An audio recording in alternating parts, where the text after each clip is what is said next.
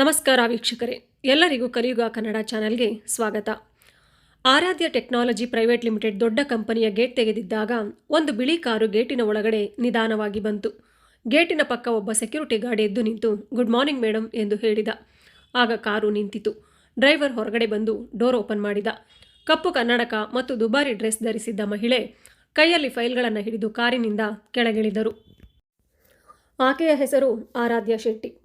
ಆಕೆ ಕಂಪನಿಯ ಹೊಸ ಬ್ರಾಂಚ್ ಮ್ಯಾನೇಜರ್ ಕೆಲಸಕ್ಕೆ ತಕ್ಕಂತೆ ಅಲಂಕಾರಗೊಂಡು ಆತ್ಮವಿಶ್ವಾಸದಿಂದ ನಡೆಯುತ್ತಿದ್ದರು. ನೋಡಲು ಆಕೆ ಇತರರಿಗಿಂತ ಭಿನ್ನವಾಗಿದ್ದಳು. ಅವಳು ಗೇಟ್ ಕಡೆ ಬಂದಳು. ಆದರೆ ಭದ್ರತಾ ಸಿಬ್ಬಂದಿಯನ್ನು ನೋಡಿದಾಗ ಅವಳು ನಡೆಯುವುದು ನಿಲ್ಲಿಸಿದಳು.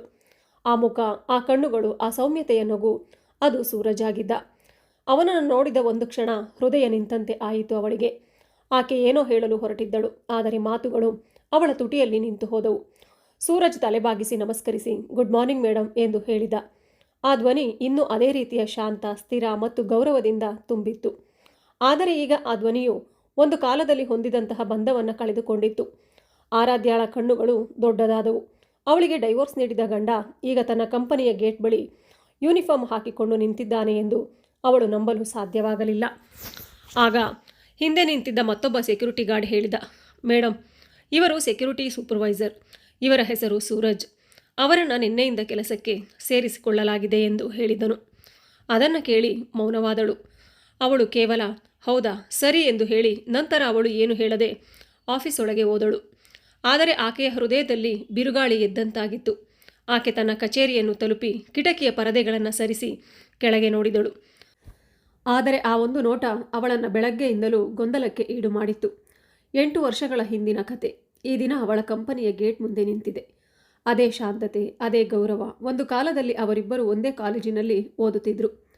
ಸೂರಜ್ ಅದ್ಭುತ ಇಂಜಿನಿಯರ್, ಪ್ರಾಮಾಣಿಕತೆ ಮತ್ತು ಸರಳತೆಯಿಂದ ತುಂಬಿದ ವ್ಯಕ್ತಿಯಾಗಿದ್ದ. ಆರಾಧ್ಯ ಅವನನ್ನು ಇಷ್ಟಪಟ್ಟಳು, ಏಕೆಂದರೆ ಅವನು ಇತರರಿಗಿಂತ ಭಿನ್ನವಾಗಿದ್ದ. ಅವನ ಕೆಲವು ಮಾತುಗಳು, ಹೆಚ್ಚಿನ ಆಲೋಚನೆಗಳು ಅವರಿಬ್ಬರ ಪ್ರೇಮ ವಿವಾಹವಾಗಲು ಸಾಕ್ಷಿಯಾಗಿದ್ದವು. ಆದರೆ ಕಾಲ ನಿಧಾನವಾಗಿ ಎಲ್ಲವನ್ನ ಬದಲಾಯಿಸಿತು. ಆರಾಧ್ಯಳ ಕೆಲಸ ತುಂಬ ಚೆನ್ನಾಗಿ ನಡೆಯುತ್ತಿತ್ತು. ಪ್ರಮೋಷನ್ಗಳು, ಬಹುಮಾನಗಳು ಒಂದರ ನಂತರ ಒಂದರಂತೆ ಬರತೊಡಗಿದವು. ಮತ್ತೊಂದೆಡೆ ಸೂರಜ್ನ ಕಂಪನಿ ನಷ್ಟದಲ್ಲಿ ಮುಳುಗಿ ಸಂಬಳ ಸಿಗಲಿಲ್ಲ. ಮನೆಯ ಖರ್ಚು ವೆಚ್ಚ, ಬಾಡಿಗೆ ಎಲ್ಲವೂ ಹೆಚ್ಚಾಗಿತ್ತು. ನಿಧಾನವಾಗಿ ಆರಾಧ್ಯ ತನ್ನ ಪರಿಸ್ಥಿತಿಯನ್ನು ಹೊರೆಯಂತೆ ಭಾವಿಸಿದಳು. ಸೂರಜ್, ಎಲ್ಲದಕ್ಕೂ ಹಣ ಬೇಕು, ನಿಮ್ಮ ಬಳಿ ಕೇವಲ ನೆಪಗಳು ಮಾತ್ರ ಇವೆ ಎಂದು ಹೇಳುತ್ತಿದ್ದಳು. ಆಗ ಸೂರಜ್, ಆರಾಧ್ಯ, ನಾನು ಕೂಡ ಕಷ್ಟಪಡುತ್ತಿದ್ದೇನೆ ಮತ್ತು ಎಲ್ಲವೂ ಸರಿಯಾಗುತ್ತದೆ ಎಂದು ಸೂರಜ್ ಅವಳನ್ನು ಸಮಾಧಾನಪಡಿಸುತ್ತಿದ್ದ. ಆದರೆ ಆರಾಧ್ಯಗೆ ಭವಿಷ್ಯ ಎಂದರೆ ಯಶಸ್ಸು, ಯಶಸ್ಸು ಎಂದರೆ ಹಣ ಆಗಿತ್ತು. ಆ ದಿನ ರಾತ್ರಿ ಜಗಳ ಅವರಿಬ್ಬರ ಮಧ್ಯ ಎಷ್ಟು ತೀವ್ರವಾಯಿತು ಎಂದರೆ ಆರಾಧ್ಯ ಕೋಪದಿಂದ, ನನಗೆ ದಿನವಿಡೀ ಕಷ್ಟಪಟ್ಟು ದುಡಿಯುವ ಗಂಡ ಅಗತ್ಯವಿಲ್ಲ, ನಾನು ಕಾವಲುಗಾರನ ಹೆಂಡತಿಯಾಗಿ ಬದುಕಲು ಸಾಧ್ಯ ಇಲ್ಲ ಎಂದು ಕೋಪದಿಂದ ಹೇಳಿದಳು. ಆ ಮಾತು ಸೂರಜ್ನ ಹೃದಯದಲ್ಲಿ ಮುಳ್ಳಿನಂತೆ ಚುಚ್ಚಿತು. ಕೆಲವು ದಿನಗಳ ನಂತರ ಅವನು ಮೌನವಾಗಿ ಡೈವೋರ್ಸ್ ಪತ್ರಗಳಿಗೆ ಸೈನ್ ಮಾಡಿ ಮನೆಯಿಂದ ಹೊರಟು ಹೋದ.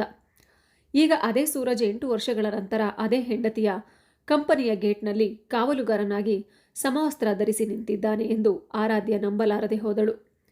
ಆರಾಧ್ಯ ದಿನವಿಡೀ ಕೆಲಸದಲ್ಲಿ ನಿರತಳಾಗಿದ್ದರೂ ಕೂಡ ಅವಳ ಹೃದಯದಲ್ಲಿ ಇಂದು ದುಃಖವಿತ್ತು. ಕಿಟಕಿಯಿಂದ ಗೇಟನ್ನು ನೋಡುತ್ತಿದ್ದಳು. ಪ್ರತಿ ಸಲ ಅದೇ ಮುಖ ಕಾಣಿಸಿಕೊಳ್ಳುತ್ತಿತ್ತು. ಮಧ್ಯಾಹ್ನ ಊಟದ ಸಮಯದಲ್ಲಿ ಅವಳ ಸ್ನೇಹಿತೆ ಕೇಳಿದಳು, ಮೇಡಮ್, ನೀವು ಯಾಕೆ ಒಂದು ರೀತಿ ಮೌನವಾಗಿದ್ದೀರಾ, ಏನಾಯಿತು ಎಂದು. ಆದರೆ ಆರಾಧ್ಯ ತಲೆಯಾಡಿಸಿ ಏನೂ ಇಲ್ಲ ಎಂದು ಹೇಳಿದಳು. ಆದರೆ ಅವಳ ಹೃದಯದಲ್ಲಿನ ಪ್ರಶ್ನೆ, ಅವನು ಇಲ್ಲಿಗೆ ಹೇಗೆ ಬಂದನು, ನನಗೆ ತಿಳಿಯದಂತೆ ಈ ಕಂಪನಿಯಲ್ಲಿ ಕೆಲಸ ಸಿಕ್ಕಿತಾ, ಅಥವಾ ಏನಿರಬಹುದು ಎಂದು ಯೋಚಿಸುತ್ತಿದ್ದಳು. ಇಂದು ಸಾಯಂಕಾಲ ಆಫೀಸಿನಿಂದ ಹೊರಗೆ ಹೋಗುವಾಗ ಸೂರಜ್ ಗೇಟ್ ಬಳಿ ನಿಂತಿದ್ದ. ಎಂದಿನಂತೆ ಅವನು ಗುಡ್ ಈವ್ನಿಂಗ್ ಮೇಡಮ್ ಎಂದು ಹೇಳಿದ. ಆಗ ಆರಾಧ್ಯಳ ಹೆಜ್ಜೆಗಳು ತಕ್ಷಣ ನಿಂತು ಹೋದವು. ಅವಳು ಹಿಂತಿರುಗಿ ನೋಡಲು ಬಯಸುತ್ತಿದ್ದಳು, ಆದರೆ ನೋಡುತ್ತಿರಲಿಲ್ಲ. ಕಾರಿನಲ್ಲಿ ಕುಳಿತಾಗ ಅವಳ ಮನಸ್ಸು ತನ್ನಷ್ಟಕ್ಕೆ ತಾನೇ ಮಾತನಾಡಿಕೊಂಡಿತು. ನಾನು ಅವನ ಮನಸ್ಸು ಮುರಿದೆ, ಅವನು ಆ ನನ್ನ ಮನಸ್ಸನ್ನು ಮುರಿಯಲಿಲ್ಲ, ಅಥವಾ ನಾನು ನನ್ನ ಮನಸ್ಸನ್ನೇ ಮುರಿದುಕೊಂಡೆ. ಅದೇ ಅಹಂಕಾರದಿಂದಲೇ ಕಾರು ಮುಂದೆ ಸಾಗಿತು. ಆದರೆ ಗೇಟ್ ಬಳಿ ನಿಂತಿದ್ದ ವ್ಯಕ್ತಿ ಇನ್ನು ಮುಂದೆ ಕೇವಲ ಕಾವಲುಗಾರನಲ್ಲ, ಅವರು ಅವಳ ಹಿಂದಿನ ರಕ್ಷಕನಾಗಿದ್ದನು. ಅವಳು ಮನೆಗೆ ತಲುಪಿದಾಗ ಅವಳು ತನ್ನ ಲ್ಯಾಪ್ಟಾಪ್ ತೆಗೆದು ಕಂಪನಿಯ ಭದ್ರತಾ ಸಂಸ್ಥೆಯ ಹೆಸರನ್ನು ನೋಡಿದಳು. Safe Watch Services Private Limited ಎಂದು ಕೆಳಗೆ ಸಣ್ಣ ಅಕ್ಷರಗಳಲ್ಲಿ ಬರೆಯಲಾಗಿತ್ತು. ಸೂಪರ್ವೈಸರ್ ಮಿಸ್ಟರ್ ಸೂರಜ್ ಎಂದು ನೋಡಿದಾಗ ಅವಳ ಕೈ ಕೀಬೋರ್ಡ್ ಮೇಲೆ ನಿಂತು ಹೋಯಿತು. ಅವಳ ಹೃದಯ ಜೋರಾಗಿ ಬಡಿದುಕೊಳ್ಳಲು ಶುರು ಮಾಡಿತು. ಆಕೆ ತನ್ನ ಕುರ್ಚಿಯಲ್ಲಿ ಹಿಂದಕ್ಕೆ ಒರಗಿಕೊಂಡು ಕುಳಿತಳು. ಅವಳ ಮನಸ್ಸಿನಲ್ಲಿ ಒಂದೇ ಒಂದು ಯೋಚನೆ ಇತ್ತು. ಇವನು ನನ್ನ ಸೂರಜ್. ರಾತ್ರಿ ಆ ಸ್ಕ್ರೀನ್ ನೋಡುತ್ತಾ ಕುಳಿತಿದ್ದಳು. ಆ ಹೆಸರಿನಲ್ಲಿ ಸಾವಿರಾರು ನೆನಪುಗಳು ಅಡಗಿದ್ದವು. ಪ್ರತಿ ಜಗಳ, ಪ್ರತಿ ನಗು, ಪ್ರತಿಯೊಂದು ಒಂದೊಂದಾಗಿ ಅವಳ ಕಣ್ಣ ಮುಂದೆ ಬರುತ್ತಿದ್ದವು. ಅವಳು ತನ್ನಷ್ಟಕ್ಕೆ ತಾನೇ ಯೋಚಿಸಿದಳು, ಇವನು ಇಲ್ಲಿಗೆ ಹೇಗೆ ಬಂದ? ಒಂದು ವೇಳೆ ಏಜೆನ್ಸಿ ಅವನದೇ ಆಗಿದ್ದರೆ ಗಾರ್ಡ್ ಯೂನಿಫಾರ್ಮ್ ಏಕೆ ಧರಿಸಿದ್ದಾನೆ ಎಂದು. ಆ ರಾತ್ರಿಗಳು ನಿದ್ದೆ ಇಲ್ಲದೆ ಯೋಚನೆಯಲ್ಲಿ ಕಳೆದಳು. ಮಾರನೇ ದಿನ ಅವಳು ಆಫೀಸಿಗೆ ಹೋದಾಗ ಮೇಕಪ್ ಇದ್ದರೂ ಕೂಡ ನಿದ್ರೆಯ ಕೊರತೆ ಅವಳ ಕಣ್ಣುಗಳ ಕೆಳಗೆ ಸ್ಪಷ್ಟವಾಗಿ ಕಾಣುತ್ತಿತ್ತು. ಎಲ್ಲರೂ ತಮ್ಮ ತಮ್ಮ ಟೇಬಲ್ ಮೇಲೆ ಕೆಲಸದಲ್ಲಿ ಮುಳುಗಿದ್ದರು. ಆದರೆ ಆರಾಧ್ಯಳ ಕಣ್ಣುಗಳು ಪದೇ ಪದೇ ಗೇಟ್ ಕಡೆಗೆ ತಿರುಗುತ್ತಿದ್ದವು. ಸೂರಜ್ ಅಲ್ಲಿ ನಿಂತಿದ್ದನು. ಅವನು ಯಾವುದೇ ಆಡಂಬರವಿಲ್ಲದೆ ತನ್ನ ಕೆಲಸದಲ್ಲಿ ನಿರತನಾಗಿದ್ದನು.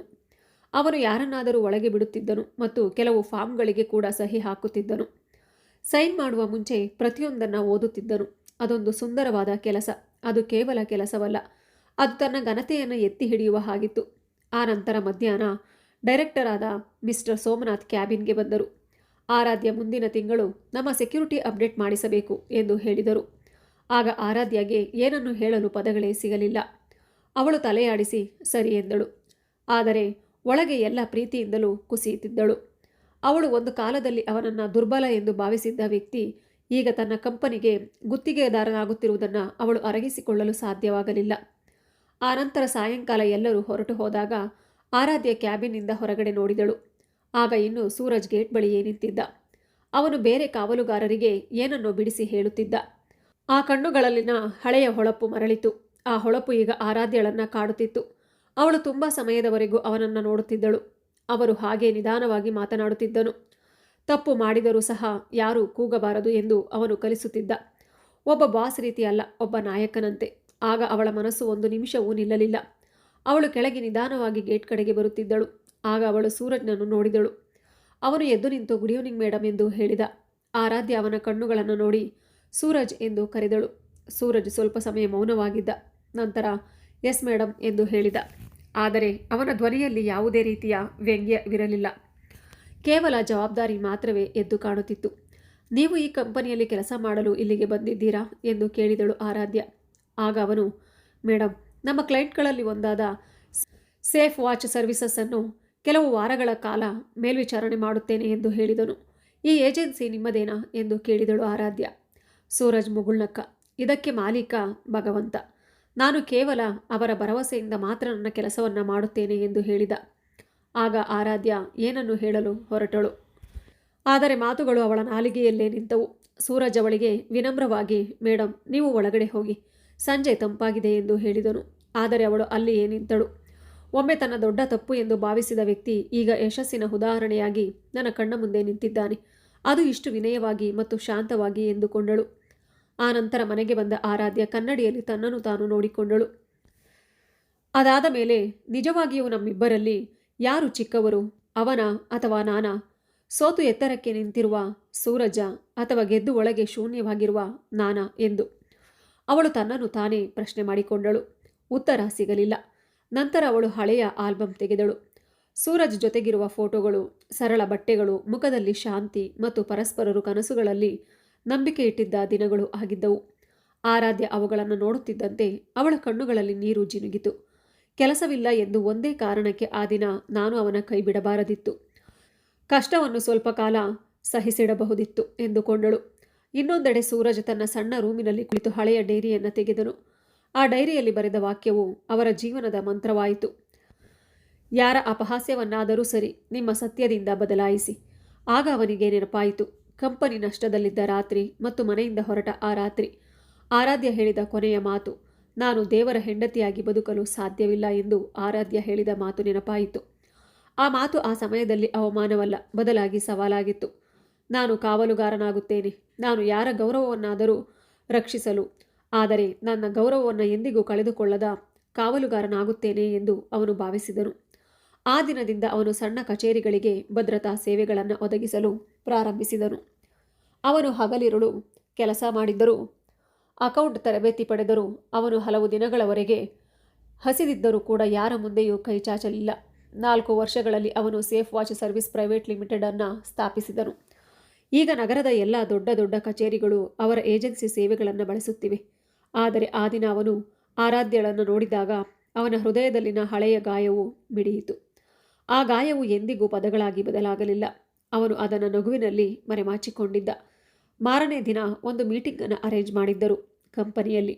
ಸೂರಜ್ ಮತ್ತು ಅವನ ತಂಡವು ಕಂಪನಿಯಲ್ಲಿ ಸೆಕ್ಯೂರಿಟಿ ಅಪ್ಡೇಟ್ ನೀಡಲು ಬಂದಿದ್ದರು. ಇತ್ತ ಆರಾಧ್ಯ ದಿನವಿಡೀ ಯೋಚಿಸುತ್ತಲೇ ಇದ್ದಳು, ಅವನನ್ನು ಎದುರಿಸಬಹುದೇ ಎಂದು. ಇನ್ನು ಸಂಜೆ ಅವಳು ಮೀಟಿಂಗ್ ಹಾಲಿಗೆ ಕಾಲಿಟ್ಟಳು. ಆದರೆ ಸೂರಜ್ ಅಲ್ಲಿ ಆಗಲೇ ಇದ್ದನು. ಈ ಬಾರಿ ಸೂರಜ್ ಸಮವಸ್ತ್ರದಲ್ಲಿ ಇರಲಿಲ್ಲ. ಕಪ್ಪು ಸೂಟು ಮತ್ತು ಬಿಳಿ ಶರ್ಟ್ ಧರಿಸಿದ್ದನು. ಅವನ ಕಣ್ಣುಗಳು ಆತ್ಮವಿಶ್ವಾಸದಿಂದ ಇದ್ದವು. ಇನ್ನು ಸೋಮನಾಥ್ ಹೇಳಿದರು, ಲೆಟ್ಸ್ ವೆಲ್ಕಮ್ ಮಿಸ್ಟರ್ ಆರಾಧ್ಯ. ಇವರು ನಮ್ಮ ಹೊಸ ಸೆಕ್ಯೂರಿಟಿ ಪಾರ್ಟ್ನರ್ ಎಂದರು. ಆರಾಧ್ಯಳ ಕೈಯಲ್ಲಿದ್ದ ಫೈಲ್ ಕೆಳಗೆ ಬಿದ್ದಿತು. ಹಾಲಿನಲ್ಲಿ ಸಂಪೂರ್ಣ ನಿಶಬ್ದ ಮೌನ ಆವರಿಸಿತ್ತು. ನಿಧಾನವಾಗಿ ನಗುತ್ತಾ ಸೂರಜ್ ಹೇಳಿದನು, ಗುಡ್ ಈವ್ನಿಂಗ್ ಮೇಡಮ್ ಎಂದು. ಈ ವ್ಯಕ್ತಿ ಈಗ ಸೂಟು ಬೂಟು ಧರಿಸಿ ಆತ್ಮವಿಶ್ವಾಸದಿಂದ ತನ್ನ ಪ್ರೆಸೆಂಟೇಷನ್ ನೀಡುತ್ತಿದ್ದಾನೆ. ಆತನ ಧ್ವನಿ ನಿಧಾನವಾಗಿ ಇಡೀ ಸಭಾಂಗಣದ ಹೃದಯದಲ್ಲಿ ಗರ್ಜಿಸಿತು. ನಮ್ಮ ಗುರಿ ಕೇವಲ ಭದ್ರತೆಯನ್ನು ಒದಗಿಸುವುದು ಮಾತ್ರವಲ್ಲ, ನಂಬಿಕೆ ಮತ್ತು ವಿಶ್ವಾಸವನ್ನು ಮೂಡಿಸುವುದು. ಗೇಟ್ನಲ್ಲಿ ನಿಂತಿರುವ ಪ್ರತಿಯೊಬ್ಬ ವ್ಯಕ್ತಿಯು ತನ್ನ ಕೆಲಸದ ಬಗ್ಗೆ ಹೆಮ್ಮೆ ಪಡುವಾಗ ಮಾತ್ರ ಕಂಪನಿಯ ಭದ್ರತೆ ಬಲವಾಗಿರುತ್ತದೆ ಎಂದು ಸೂರಜ್ ಹೇಳುತ್ತಾನೆ. ಆರಾಧ್ಯಳ ಹೃದಯ ಬಿಗಿಯಾಗುತ್ತಿತ್ತು. ಅವಳು ಸೂರಜ್ನ ಪ್ರತಿ ಮಾತಿನಲ್ಲೂ ಒಂದು ಕಾಲದಲ್ಲಿ ಯಾಕೆ ಅರ್ಥ ಮಾಡಿಕೊಳ್ಳದ ಮಾತುಗಳು ಕೇಳಿಸುತ್ತಿದ್ದವು. ಎಲ್ಲರೂ ಚಪ್ಪಾಳೆ ತಟ್ಟುತ್ತಿದ್ದರು. ಆದರೆ ಆರಾಧ್ಯಳ ಹೃದಯ ಅಳುತ್ತಿತ್ತು. ಇನ್ನು ಮೀಟಿಂಗ್ ಮುಗಿದ ನಂತರ ಸೂರಜ್ ಅವಳಿಗೆ ಧನ್ಯವಾದಗಳು ಆರಾಧ್ಯ ಎಂದನು. ಕುರ್ಚಿಯಲ್ಲಿ ಕುಳಿತಳು. ಮಿಸ್ಟರ್ ಸೋಮನಾಥ್ ಅವಳ ಭುಜ ತಟ್ಟಿ, ಆರಾಧ್ಯ ನೀವು ಚೆನ್ನಾಗಿದ್ದೀರಾ ಎಂದು ಕೇಳಿದರು. ಅವಳು ನಗುತ್ತಾ, ಹಾ ಸರ್, ನಾನು ತುಂಬಾ ಚೆನ್ನಾಗಿದ್ದೇನೆ ಎಂದು ಹೇಳಿದಳು. ಆದರೆ ಆ ನಗುವಿನ ಹಿಂದೆ ವಿಷಾದದ ಅಸಮಾಧಾನವಿತ್ತು. ನಂತರ ಆಕೆ ಮೀಟಿಂಗ್ ಹಾಲಿಂದ ಹೊರಬಂದು ನೇರವಾಗಿ ಹೋದಳು. ಅಲ್ಲಿ ಸೂರಜ್ ತನ್ನ ತಂಡದೊಂದಿಗೆ ಏನೋ ಚರ್ಚಿಸುತ್ತಿದ್ದನು. ಆರಾಧ್ಯ ನಿಧಾನವಾಗಿ ಸೂರಜ್ನ ಬಳಿಗೆ ಬಂದು ಸೂರಜ್ ಎಂದು ಕರೆದಳು. ಅವನು ಅವಳೆಡೆ ತಿರುಗಿದನು. ಆಗಲೂ ಕೂಡ ಅದೇ ಶಾಂತತೆ, ಅದೇ ಸರಳತೆ. ಅವರು ಹಾ ಮೇಡಮ್ ಹೇಳಿ ಎಂದನು. ಆಗ ಆರಾಧ್ಯ, ನಾನು ನಿಮ್ಮೊಂದಿಗೆ ಮಾತನಾಡಲು ಸ್ವಲ್ಪ ಸಮಯ ಸಿಗುತ್ತದೆ ಎಂದು ಕೇಳಿದಳು. ಆಗ ಅವನು, ಖಂಡಿತವಾಗಿಯೂ, ಯಾಕಿಲ್ಲ, ಮಾತಾಡೋಣ ಬನ್ನಿ ಮೇಡಮ್ ಅಂದನು. ನಂತರ ಅವರಿಬ್ಬರು ಕೆಫೇರಿಯಾದ ಒಂದು ಮೂಲೆಯಲ್ಲಿ ಕುಳಿತರು. ಮೊದಲ ಬಾರಿಗೆ ಅವರು ಯಾವುದೇ ಸ್ಥಾನಮಾನ ಅಥವಾ ಜವಾಬ್ದಾರಿಗಳಿಲ್ಲದೆ ಪರಸ್ಪರ ಮುಖಾಮುಖಿಯಾಗಿದ್ದರು. ಸ್ವಲ್ಪ ಸಮಯದ ಮೌನದ ನಂತರ ಆರಾಧ್ಯ ಮಾತನಾಡಲು ಪ್ರಾರಂಭಿಸಿದಳು. ನೀವು ಇದನ್ನೆಲ್ಲ ಹೇಗೆ ಸಾಧಿಸಿದ್ದೀರಿ? ಇಷ್ಟೆಲ್ಲ ಆದ ನಂತರ ನೀವು ಹೇಗೆ ಇಷ್ಟು ಸಮಾಧಾನವಾಗಿ ನಿಂತಿದ್ದೀರಿ? ನೀವು ನಿಮ್ಮ ದುಃಖದಲ್ಲಿ ಎಲ್ಲಿಗಾದರೂ ಹೊರಟು ಹೋಗುತ್ತೀರಾ ಎಂದು ನಾನು ಅಂದುಕೊಂಡಿದ್ದೆ ಎಂದು ಹೇಳಿದಳು. ಅದನ್ನು ಕೇಳಿ ಸೂರಜ್ ಮುಗುಳ್ನಕ್ಕ. ಅವನ ಕಣ್ಣುಗಳು ದೂರದಲ್ಲಿರುವ ಕಿಟಕಿಯ ಕಡೆಗೆ ನೋಡುತ್ತಿದ್ದವು. ಆರಾಧ್ಯ ದುಃಖದಲ್ಲಿ ಹೃದಯ ಚೂರಾಗಿ ಹೋಗಿತ್ತು. ಆದರೆ ಸಂಪೂರ್ಣವಾಗಿ ಮುರಿದು ಹೋದರೆ ಕೇವಲ 2 ಮಾರ್ಗಗಳು ಮಾತ್ರ ಇದ್ದವು. ಒಂದು ಸಾಯುವುದು ಅಥವಾ ಹೊಸ ವ್ಯಕ್ತಿಯಾಗಿ ಬದುಕುವುದು. ನಾನು ಎರಡನೆಯದನ್ನು ಆರಿಸಿಕೊಂಡೆ. ಇದನ್ನು ಕೇಳಿದ ಆರಾಧ್ಯಳ ಕಣ್ಣು ತುಂಬಿ ಬಂದವು. ಆ ದಿನ ನಾನು ನಿನ್ನ ಬಿಟ್ಟು ಹೋದಾಗ ಎಂದು ಏನನ್ನೋ ಹೇಳಲು ಹೊರಟಿದ್ದಳು. ಆದರೆ ಸೂರಜ್ ಅವಳನ್ನು ಮಧ್ಯದಲ್ಲಿ ತಡೆದು, ಆರಾಧ್ಯ, ಆ ದಿನ ಅಗತ್ಯವಾಗಿತ್ತು. ನೀನು ನನ್ನನ್ನು ಬಿಟ್ಟು ಹೋಗದಿದ್ದರೆ ನಾನು ಬಹುಶಃ ನನ್ನನ್ನು ನಾನು ತಿದ್ದುಕೊಳ್ಳುತ್ತಿರಲಿಲ್ಲ. ಒಂದು ರೀತಿಯಲ್ಲಿ ನನಗೆ ಅದು ಒಳ್ಳೆಯದೇ ಆಯಿತು. ಸ್ವಲ್ಪ ಸಮಯದ ನಂತರ ಇಬ್ಬರು ಮೌನವಾದರು. ಆ ನಂತರ ಆರಾಧ್ಯ ನಿಧಾನವಾಗಿ, ನಾನು ನಿನ್ನೊಂದಿಗೆ ತುಂಬ ತಪ್ಪಾಗಿ ವರ್ತಿಸಿದೆ. ನೀನು ಚಿಕ್ಕವನೆಂದು ನಾನು ಭಾವಿಸಿದೆ. ನೀನು ಏನನ್ನೂ ಸಾಧಿಸುವುದಿಲ್ಲ ಎಂದುಕೊಂಡೆ. ನಿನ್ನ ಕಷ್ಟವನ್ನು ಸಹ ನಾನು ನೋಡಲಿಲ್ಲ. ಈಗ ನನಗೆ ಅರ್ಥವಾಗುತ್ತಿದೆ. ಒಬ್ಬ ವ್ಯಕ್ತಿಯ ಶ್ರೇಷ್ಠತೆ ಬಟ್ಟೆ ಮತ್ತು ಹಣದಲ್ಲಿರುವುದಿಲ್ಲ, ಆದರೆ ತಾಳ್ಮೆ ಮತ್ತು ಧೈರ್ಯದಲ್ಲಿದೆ ಎಂದು ಹೇಳಿದಳು. ಆಗ ಸೂರಜ್ ಹೀಗೆ ಹೇಳಿದ, ಆರಾಧ್ಯ, ನಾವೆಲ್ಲರೂ ತಪ್ಪುಗಳನ್ನು ಮಾಡುತ್ತೇವೆ. ವ್ಯತ್ಯಾಸವೆಂದರೆ ಕೆಲವರು ಕ್ಷಮಿಸುತ್ತಾರೆ, ಮತ್ತೆ ಕೆಲವರು ಆ ತಪ್ಪುಗಳನ್ನು ತಮ್ಮ ಶಕ್ತಿಯಾಗಿ ಪರಿವರ್ತಿಸುತ್ತಾರೆ ಎಂದು ಹೇಳಿ ಸೂರಜ್ ಅಲ್ಲಿಂದ ಹೊರಟು ಹೋದ. ಇನ್ನು ಆ ರಾತ್ರಿ ಆರಾಧ್ಯ ಮನೆಗೆ ಬಂದು ತನ್ನ ಎಲ್ಲ ಪ್ರಶಸ್ತಿಗಳು ಮತ್ತು ಬಿರುದುಗಳನ್ನು ಒಟ್ಟಿಗೆ ಸೇರಿಸಿದಳು. ಆಕೆ ಅವುಗಳನ್ನು ನೋಡುತ್ತಾ ಕುಳಿತಳು. ಆದರೆ ಎಲ್ಲಿಯೂ ಶಾಂತಿ ಕಾಣಿಸಲಿಲ್ಲ. ಆಗ ಅವಳು ತನ್ನಷ್ಟಕ್ಕೆ ತಾನು ಈ ರೀತಿ ಯೋಚಿಸಿಕೊಂಡಳು, ನನ್ನ ಬಳಿ ಎಲ್ಲವೂ ಇದೆ, ಆದರೆ ಒಂದು ಕಾಲದಲ್ಲಿ ನನ್ನವನಾಗಿದ್ದ ವ್ಯಕ್ತಿ ಈಗ ಇಲ್ಲ. ಸೂರಜ್ನಂತಹ ಪ್ರಾಮಾಣಿಕ ವ್ಯಕ್ತಿ ನನ್ನ ಬಳಿ ಇಲ್ಲ ಎಂದುಕೊಳ್ಳುತ್ತಾ ಆಕೆ ತನ್ನ ಫೋನ್ ಎತ್ತಿಕೊಂಡು ಸೂರಜ್ನ ಫೋನ್ ನಂಬರನ್ನು ಹುಡುಕಿದಳು. ಸ್ವಲ್ಪ ಸಮಯ ಯೋಚನೆ ಮಾಡಿ ನಂತರ, ಥ್ಯಾಂಕ್ ಯು ಸೂರಜ್, ನನಗೆ ಮತ್ತೆ ಮಾನವೀಯತೆಯನ್ನು ಅರ್ಥ ಮಾಡಿಕೊಳ್ಳಲು ಸಹಾಯ ಮಾಡಿದ್ದಕ್ಕಾಗಿ ಎಂದು ಟೈಪ್ ಮಾಡಿದಳು. ಆದರೆ ಮೆಸೇಜ್ ಕಳಿಸುವ ಮೊದಲು ಅವನು ಆ ಕಡೆಯಿಂದ ಉತ್ತರಿಸಿದರೆ ಏನು ಹೇಳುತ್ತಾನೆ ಎಂದು ಅವಳು ಯೋಚಿಸಿದಳು. ನಂತರ ಆ ಮೆಸೇಜ್ ಕಳುಹಿಸದೆ ಅಳಿಸಿ ಹಾಕಿ ನಿದ್ದೆಗೆ ಜಾರಿದಳು. ಮತ್ತೊಂದೆಡೆ ಸೂರಜ್ ರಾತ್ರಿ ತನ್ನ ತಂಡದೊಂದಿಗೆ ಊಟದಲ್ಲಿದ್ದ. ಎಲ್ಲರೂ ನಗುತ್ತಾ ಆಟವಾಡುತ್ತಿರುವಾಗ ಅವನ ನೋಟ ಸಾಂದರ್ಭಿಕವಾಗಿ ಮೊಬೈಲ್ ಪರದೆಯ ಮೇಲೆ ಬಿತ್ತು. ವಾಟ್ಸಾಪ್ನಲ್ಲಿ ಆರಾಧ್ಯ ಟೈಪ್ ಮಾಡುತ್ತಿರುವುದು ಕಾಣಿಸಿತು. ಆದರೆ ಮೆಸೇಜ್ ಬರಲಿಲ್ಲ. ಅವನು ಅದನ್ನು ಗಮನಿಸಿ ಮುಗುಳು ನಕ್ಕನು. ಆಗ ಅವನ ಹಳೆಯ ಸ್ನೇಹಿತ ಒಬ್ಬ ಸೂರಜ್ನನ್ನ ನೀನು ಏಕೆ ನಗುತ್ತಿದ್ದೀಯಾ ಎಂದು ಕೇಳಿದ. ಆದರೆ ಸೂರಜ್ ಉತ್ತರಿಸಲಿಲ್ಲ. ಕೆಲವು ಸಂಬಂಧಗಳು ಸಮಯದಿಂದ ಪೂರ್ಣಗೊಳ್ಳುವುದಿಲ್ಲ, ಆದರೆ ಭಾವನೆಗಳಿಂದ ಪೂರ್ಣಗೊಳ್ಳುತ್ತವೆ ಎಂದುಕೊಂಡನು. ಮಾರನೇ ದಿನ ಕಂಪನಿಯಲ್ಲಿ ಹೊಸ ಸೆಕ್ಯುರಿಟಿ ಸಿಸ್ಟಮ್ ಅಳವಡಿಸುವ ದಿನ ಆರಾಧ್ಯ ತನ್ನ ಮೇಜಿನ ಬಳಿ ಕುಳಿತಿದ್ದಾಗ ಒಬ್ಬ ಸಿಬ್ಬಂದಿ ಭಯಭೀತರಾಗಿ ಓಡಿ ಬಂದರು. ಮೇಡಮ್, ಎಮರ್ಜೆನ್ಸಿ ಪಾರ್ಕಿಂಗ್ ಸ್ಥಳದಲ್ಲಿ ಸ್ಫೋಟ ಸಂಭವಿಸಿ ಬೆಂಕಿ ಹತ್ತಿಕೊಂಡಿದೆ ಎಂದು ಹೇಳಿದರು.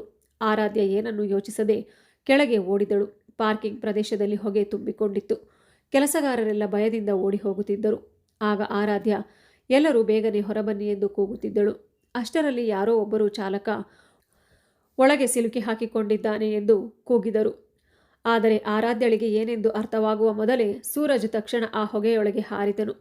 ಕೆಲವು ಕ್ಷಣಗಳಲ್ಲಿ ಗಾಯಗೊಂಡ ಚಾಲಕರನ್ನು ಸೂರಜ್ ಹೊರಗೆ ಕರೆತಂದನು.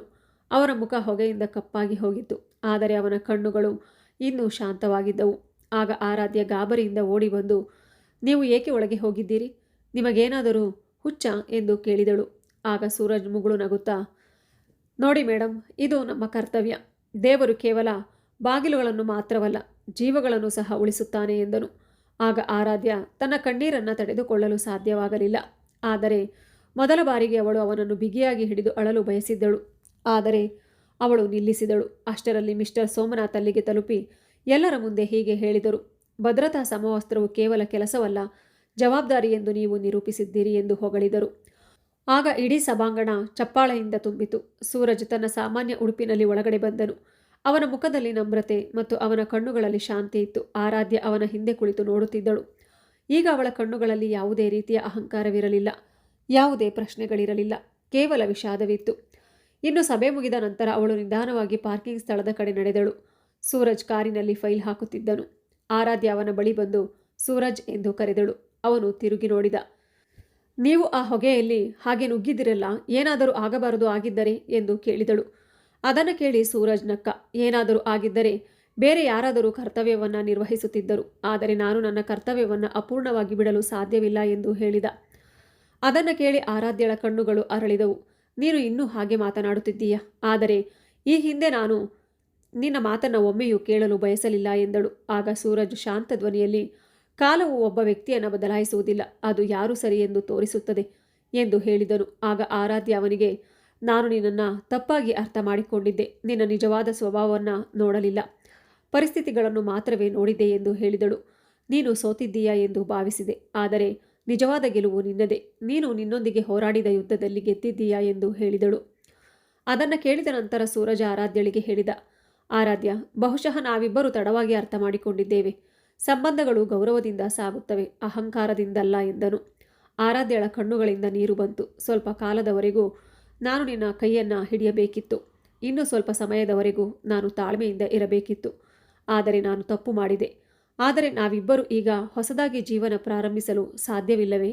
ನಾನೀಗ ಬದಲಾಗಿದ್ದೇನೆ ಸೂರಜ್ ಎಂದು ತಡವರಿಸುತ್ತಾ ಕೇಳಿದಳು. ಆಗ ಸೂರಜ್ ಸ್ವಲ್ಪ ಹೊತ್ತು ಮೌನವಾಗಿದ್ದ. ನಂತರ ಅವನು ನಿಧಾನವಾಗಿ, ಆರಾಧ್ಯ, ನಾನು ನಿನ್ನನ್ನು ಕ್ಷಮಿಸುತ್ತೇನೆ, ಆದರೆ ಹಿಂತಿರುಗೋದಿಲ್ಲ ಎಂದು ಹೇಳಿದನು. ನನ್ನ ಹೃದಯ ಚೂರಾದಾಗ ನೀನು ಬೇರೆ ಎಲ್ಲೋ ಇದ್ದೆ. ನಾನು ಚೇತರಿಸಿಕೊಂಡಾಗ ಕೆಲ ವಿಷಯಗಳನ್ನು ಕಲಿತಿದ್ದೇನೆ. ಕೆಲವು ಸಂಬಂಧಗಳು ಗೌರವದ ಹಂತಕ್ಕೆ ಸುಂದರವಾಗಿರುತ್ತದೆ, ಆದ್ದರಿಂದ ಅದು ಅಲ್ಲಿಯೇ ನಿಲ್ಲಬೇಕು ಎಂದು ಸೂರಜ್ ಹೇಳಿದ. ಆರಾಧ್ಯ ಕೇಳುತ್ತಲೇ ಇದ್ದಳು, ಏನೂ ಹೇಳಲಿಲ್ಲ. ಅವಳ ಕಣ್ಣುಗಳಿಂದ ಕಣ್ಣೀರು ಹರಿಯುತ್ತಿದ್ದವು. ಆಗ ಅವಳು, ನೀನು ಗೆದ್ದೆ ಸೂರಜ್, ನಾನು ಸೋತೆ ಎಂದಳು. ಆಗ ಸೂರಜ್ ನಿಧಾನವಾಗಿ ನಗುತ್ತಾ, ನಾವಿಬ್ಬರೂ ನಮ್ಮ ಶಿಕ್ಷೆಯನ್ನು ಅನುಭವಿಸಿದ್ದೇವೆ ಆರಾಧ್ಯ ಎಂದು ಹೇಳಿ ನಿಧಾನವಾಗಿ ಹೊರಟು ಹೋದ. ಕೇವಲ ಮೌನ ಮಾತ್ರ ಹಿಂದೆ ಉಳಿಯಿತು. ಇನ್ನು ಆ ರಾತ್ರಿ ಆರಾಧ್ಯ ಮನೆಗೆ ಬಂದಾಗ ಅಲ್ಲಿದ್ದ ಪ್ರತಿ ವಸ್ತು ತನ್ನದಲ್ಲ, ಅನ್ಯವೆಂದು ತೋರುತ್ತಿತ್ತು.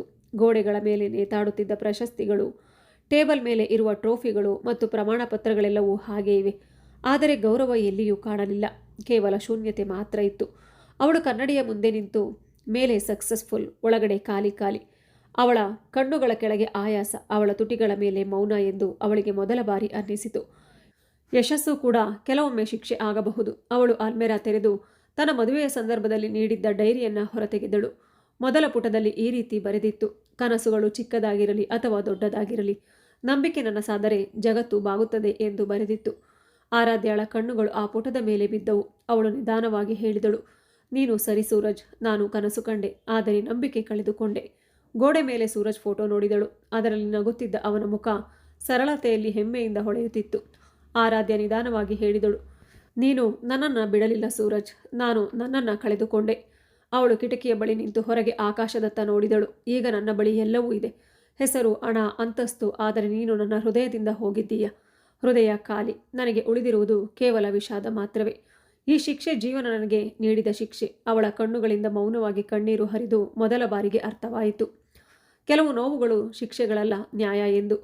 ಅದು ಆ ದಿನ ಸೂರಜ್ನ ಹೃದಯ ಮುರಿದ ಆ ದಿನ ವಿಧಿ ತನ್ನ ತೀರ್ಪನ್ನು ಬರೆದಿತ್ತು. ಒಂದು ದಿನ ನಿನಗೆ ಎಲ್ಲವೂ ಇರುತ್ತದೆ, ಆದರೆ ಶಾಂತಿ ಇರುವುದಿಲ್ಲ. ಈಗ ಪ್ರತಿದಿನ ಬೆಳಗ್ಗೆ ಅವಳಿಗೆ ಒಂದು ಪ್ರಶ್ನೆ ಇರುತ್ತದೆ.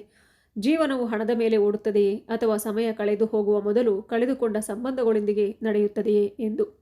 ಸೂರಜ್ ಮುಂದೆ ಸಾಗಿದ. ಆರಾಧ್ಯ ತನ್ನ ಕಷ್ಟ, ಗೌರವ, ಶಾಂತಿಯೊಂದಿಗೆ ಅಲ್ಲೇ ಇದ್ದಳು. 4 ಗೋಡೆಗಳ ನಡುವಿನ ಹೃದಯದಂತೆ, ಪ್ರಶಸ್ತಿಯಂತೆ ಒಳಗೆ ಸೋತ ಮಹಿಳೆಯಾಗಿ. ಕೆಲವೊಮ್ಮೆ ಜೀವನ ನೀಡುವ ಅತಿ ದೊಡ್ಡ ಶಿಕ್ಷೆ ಕ್ಷಮೆ, ಆದರೆ ಎರಡನೇ ಅವಕಾಶ ಎಂದಿಗೂ ಬರುವುದಿಲ್ಲ. ಈ ಕತೆ ನಿಮಗೆ ಇಷ್ಟ ಆಗಿದ್ರೆ ಒಂದು ಲೈಕ್ ಮಾಡಿ, ಶೇರ್ ಮಾಡಿ. ಧನ್ಯವಾದಗಳು.